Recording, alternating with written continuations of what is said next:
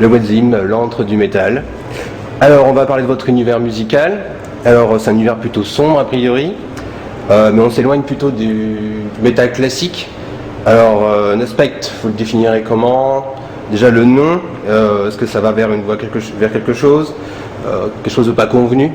Vous allez chercher à faire quoi comme concept exactement derrière ce mot, derrière ce... Mais je dirais que par rapport au nom, il n'y a pas nécessairement de lien direct à faire avec le nom du groupe en tant que tel. C'est plutôt un nom, ça a été trouvé dans les tout débuts.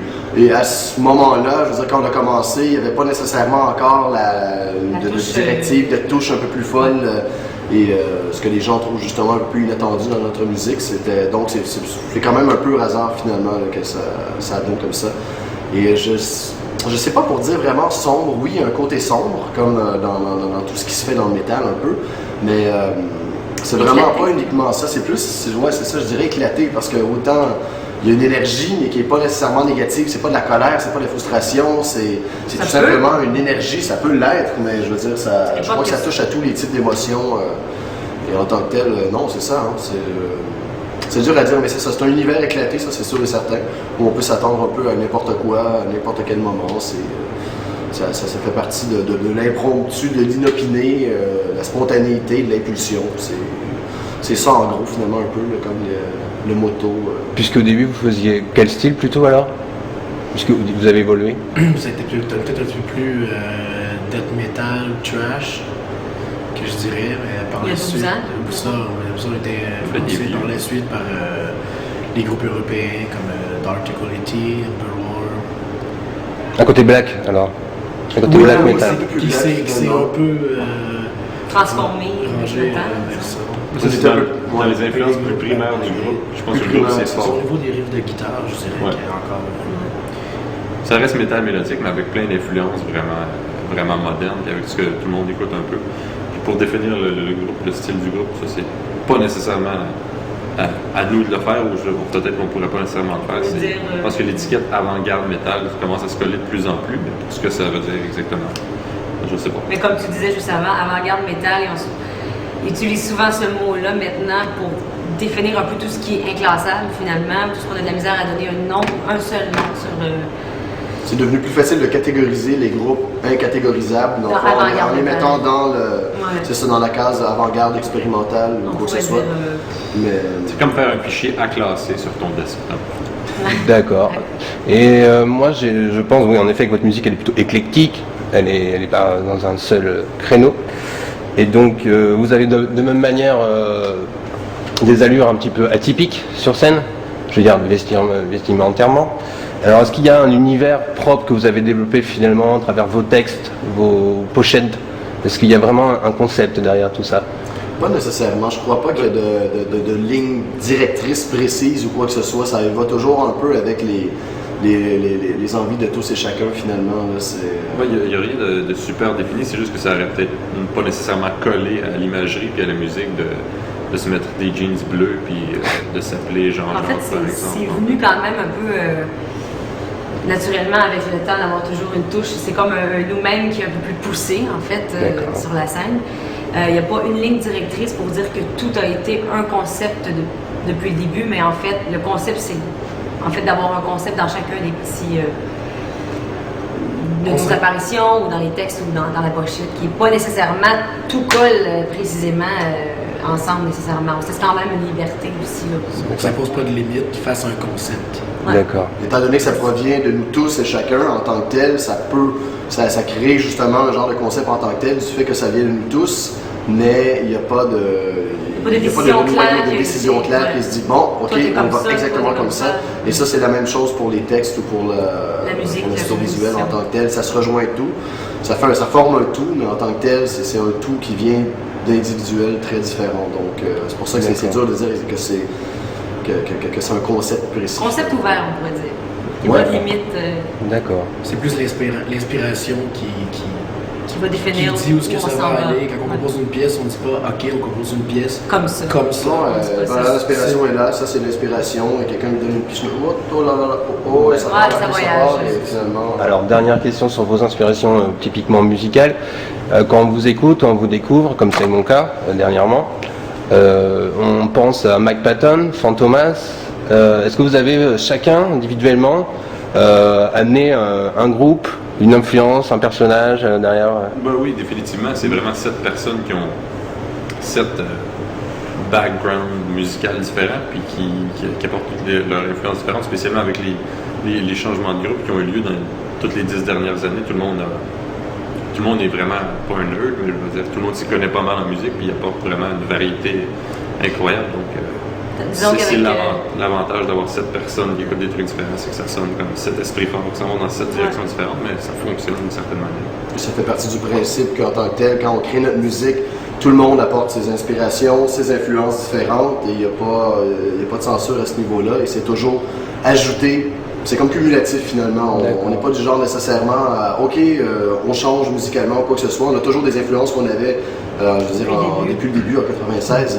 Mais c'est juste que ça se rajoute, ça se cumule et ça se transforme constamment. Mais ça devient une espèce de grosse mutation, mais finalement qui reste toujours le même noyau. Mais tous et chacun, c'est ça, on a tous des goûts quand même relativement assez variés et différents. Vous pourriez chacun individuellement me dire, moi, c'est tel groupe que je préfère, par exemple, pour savoir. La préfère, ça veut dire à dire. Il n'y a pas vraiment un groupe, on peut dire. Ouais, parce que l'entrevue juste avant, il nous posait la question, nommez un album qui vous unit tous, puis on n'a pas été capable d'en. Et moi, je vous demande un album qui vous divise. Tu vois? Chacun un album. On va être 4 à aimer tel groupe, mais là, 3 vont aimer l'autre, 5 vont aimer l'autre. Certains, on est presque unanime. On peut nommer plusieurs groupes. Pour tout le monde, je dirais. Stupéflip et vraiment. Non, en tant que tel, c'est sûr et certain que, entre autres, moi je dirais Cynic, Empereur, Mr. Bungle, même à la limite, je veux dire, plusieurs classiques. At the Gate. D'accord. Et au chant clair, tu tires ton inspiration où? Puisque c'est assez à part par rapport au raisonnement. Au départ, je nommais souvent Björk, qui était une influence. Björk, je crois. Oui, tout à fait. Qui était quand même très présent dans ce que j'écoutais et tout.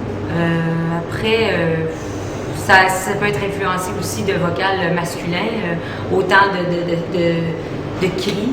Donc, partout, c'est vraiment. C'est pas nécessairement dans les vocales, parce que souvent les gens s'attendent à ce que je nomme une vocaliste féminine. Je peux retrouver autant dans un groupe qui est vraiment plus cru, puis qu'il n'y a pas nécessairement de vocal féminin, qu'il n'y a pas de lyrique non plus, qui vient vraiment me chercher. En fait, moi, ce que j'aime, en fait, c'est pas une voix, c'est vraiment l'exploration de différentes textures. C'est ce qui vient vraiment me chercher, en fait. Et vous cherchez l'équilibre entre la voix grogné et la voix claire dans un morceau, ou ça peut partir de manière aléatoire? Ça vient vraiment. Ça vient spontanément. Dépendant du mot, dépendant de ce qu'il amène, dépendant de où il est dans la phrase, dépendant de la chanson comme telle aussi. Dépendamment du riff, si le riff se porte mieux à faire.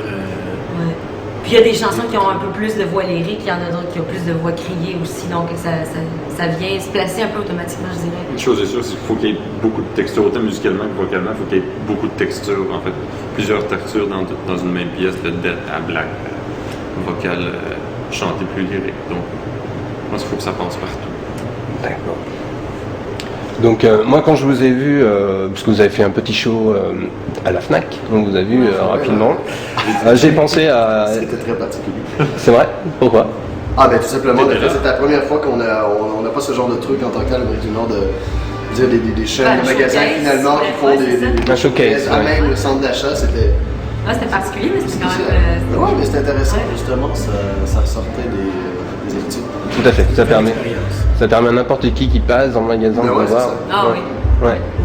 En espérant qu'on n'a pas créé trop de peur et de cauchemars aux gens qui sont venus acheter je crois pas. un CD de... Et donc moi en vous voyant à ce moment-là, je me suis dit mais entre le mélange de vêtements sombres et puis vos allures et votre musique, je me suis dit mais en fait c'est l'étrange Noël de Monsieur Jack version métal. Je sais pas ce que vous en pensez. Très bonne idée. Mais c'est pas la première fois qu'on nous colle Tim Burton, mais c'est vraiment pas quelque chose de volontaire en fait. Je pense que le côté d'utiliser peut-être des valses ou des gammes chromatiques qui est très dans nos genres de composition, ça fait un peu cirquesque, un peu. Peut-être un peu la même imagerie que Tim Burton peut essayer, mais c'est pas nécessairement volontaire. Le côté peut-être narratif, un peu le théâtral qui peut peut-être rappeler un peu le fait que ça bouge. Texture aussi, le visuel en fait. C'est pas seulement le son. Le son! Hein? Le son! Mais non, c'est ça, j'imagine que peut-être le genre d'ambiance un peu le fait que oui, il y a un petit côté sombre, mais en tant que tel, il n'y a aucune prétention à se prendre au sérieux ou quoi que ce soit, à dire il y a un côté très burlesque qui approche même le grotesque parfois, je veux dire en tant que tel, c'est pas. C'est comme la joie de vivre dans le noir. Je sais pas comment dire. Justement, si tu parles du côté un peu jeu ludique, moi je voulais vous faire jouer un petit jeu. Dans l'étrange Noël et Monsieur Jack, je sais pas si vous vous souvenez, il y a 3 gamins trois gosses auxquels on confie la tâche d'aller enlever le Père Noël, non? Vous vous souvenez? Donc il s'appelle Ham, Stram, Gram. Donc pour pas dire de bêtises, donc Ham c'est le petit enfant qui est déguisé en petit vampire, Gram c'est Gram c'est le petit vampire, Ham c'est le petit diable et Stram c'est la sorcière. Qui d'entre vous prendrait ce rôle-là dans votre groupe? Donc il y aurait une sorcière, un petit diable et un petit vampire.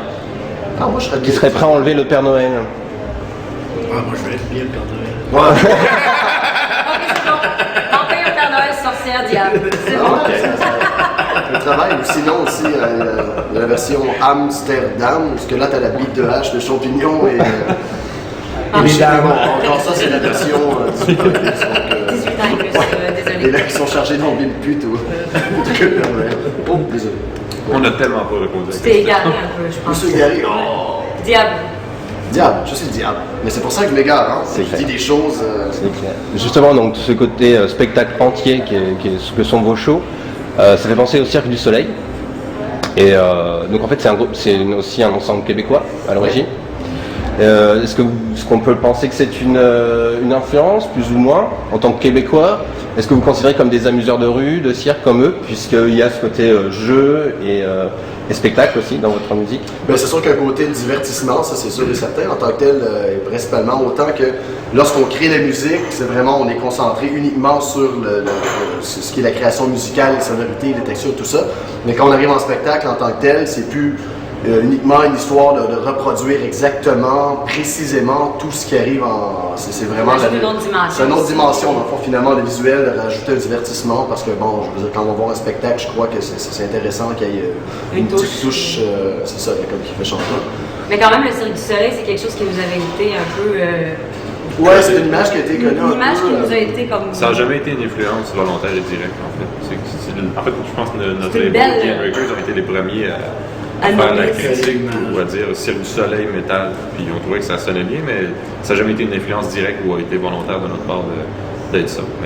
Mais je crois qu'il y a quand même une. C'est un beau parallèle. Ouais, c'est un beau parallèle parce que oui, c'est vrai, eux sont dans l'univers du cirque et nous, on est dans la musique, mais en tant que tel, il y a quand même une connexion qui se fait, ouais, c'est ça, puis au niveau aussi créatif finalement, de vouloir prendre quelque chose qui a toujours existé depuis le début des temps, je veux dire, comme le cirque, et le reforger, le recréer d'une autre manière, apporter des éléments nouveaux. Même chose pour nous un peu dans la musique finalement, où on essaie de toucher autre chose, sans nécessairement réinventer la roue ou quoi que ce soit, mais on ajoute chacun nos influences différentes pour essayer de faire quelque chose qui nous est propre. Mais c'est comme on disait tout à l'heure, en fait, le Cirque du Soleil, c'est une musique c'est un spectacle avant-gardiste et vous faites de la même manière, vous réinventez le métal à votre sauce. Donc c'est vrai qu'il y a une parallèle, quoi. Ouais.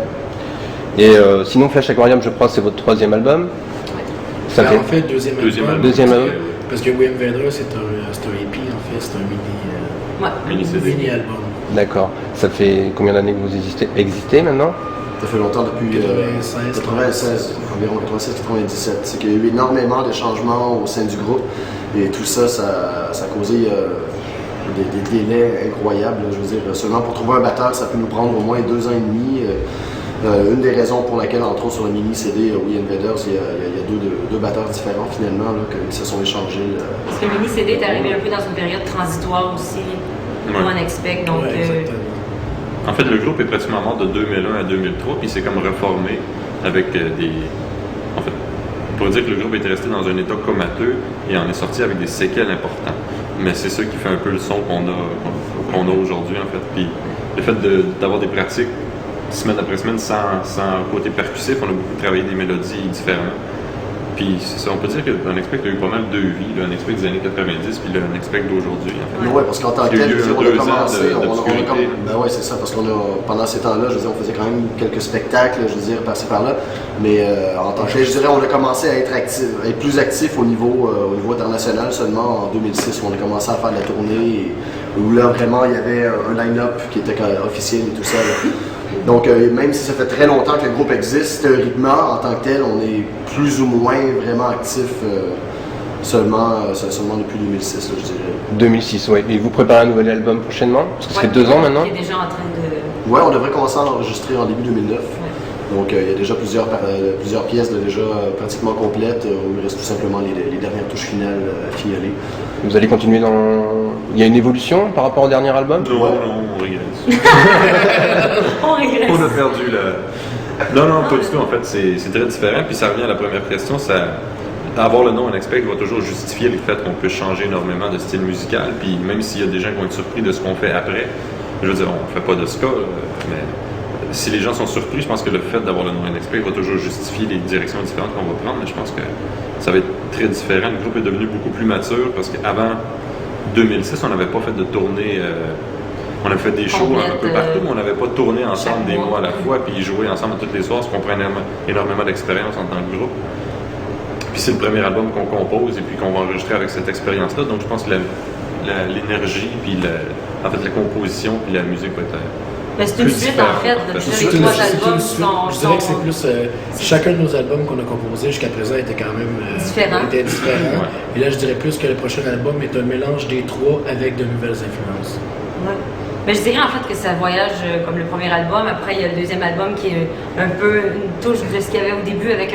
on voit quand même l'ouverture vers Inafresh Aquarium. Maintenant, Inafresh Aquarium, ce sera un petit mélange des deux avant avec une nouvelle touche. Puis après, on continue à voyager comme ça. Je pense que Unexpect, c'est une évolution aussi. On n'est pas restreint à vouloir toujours reproduire ce qu'on a fait avant.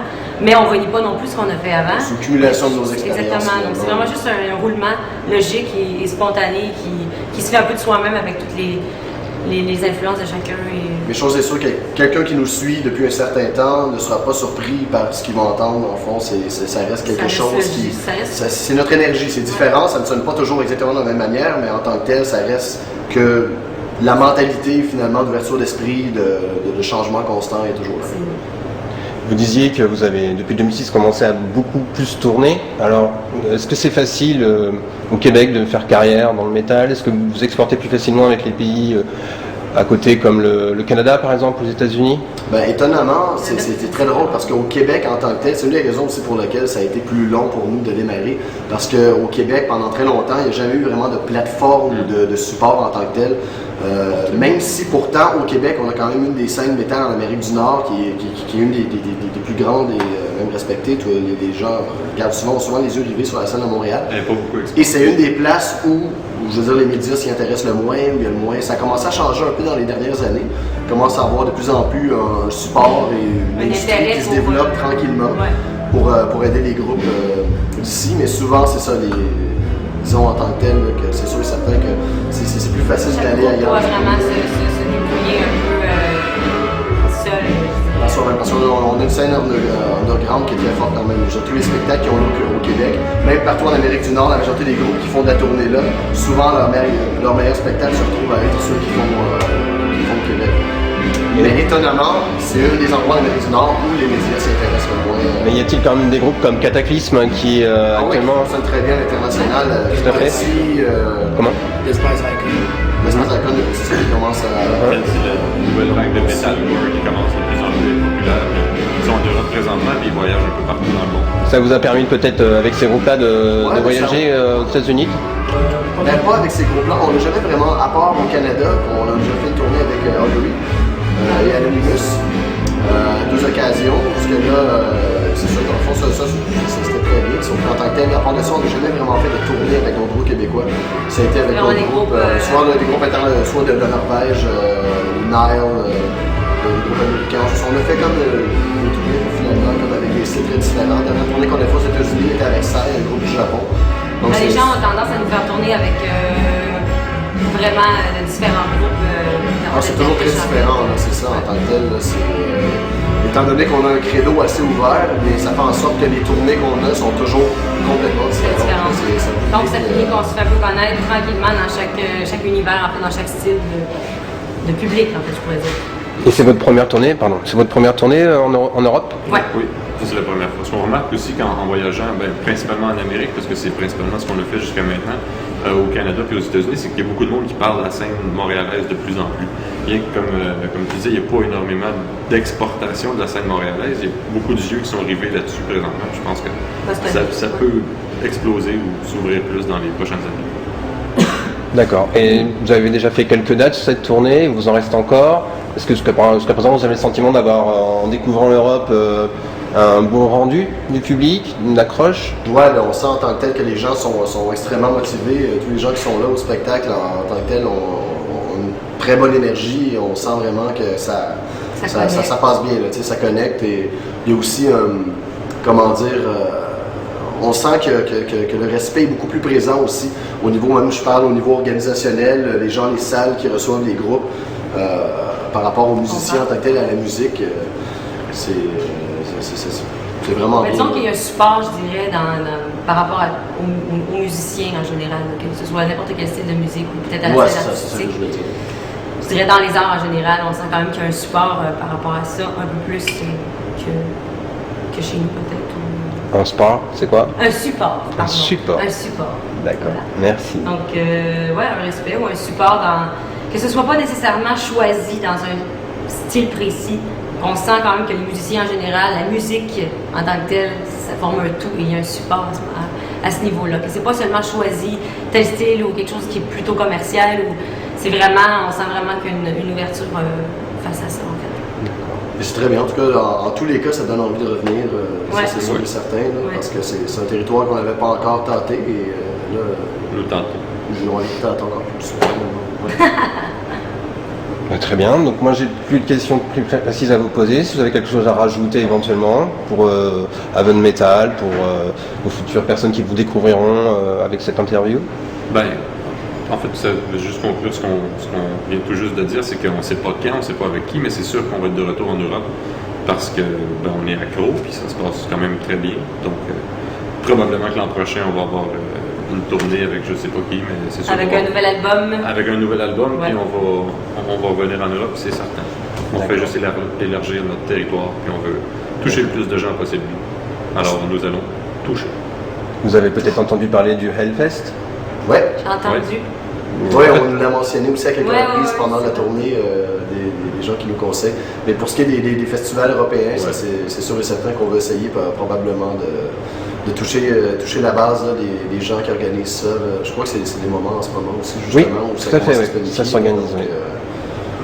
Parce que ce serait très intéressant. C'est sûr et certain que c'est pour démarrer en tant que tel et se faire voir par la majorité du territoire européen, ça va pas mal être les meilleures occasions qu'il y a.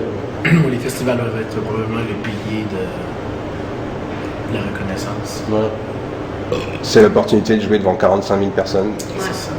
Enfin, sur 3 jours. Pas Moi, je vous remercie beaucoup. Plaisir. C'est un plaisir. Et puis, demain pour le spectacle. Ouais.